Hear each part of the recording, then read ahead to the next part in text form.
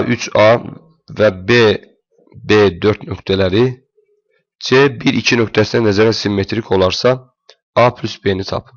A və B nöqtələri C nöqtəsinə nəzərən simmetrikdirsə, onda C nöqtəsi AB parçasının orta nöqtəsi olacaq. Onda aydındır ki, A və B-nin uyğun koordinatlarının cəminin yarısı C-nin uyğun koordinatına bərabərdir. Yəni 3 plus B, yəni A və B-nin apsislərinin cəminin yarısı C-nin apsisinə bərabərdir.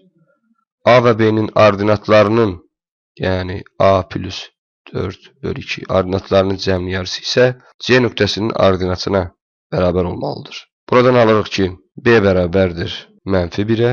Buradan alırıq ki, A bərabərdir 0-a. Deməli, A plus B bərabərdir -1 alırıq. Düzgün cavab A bəndidir.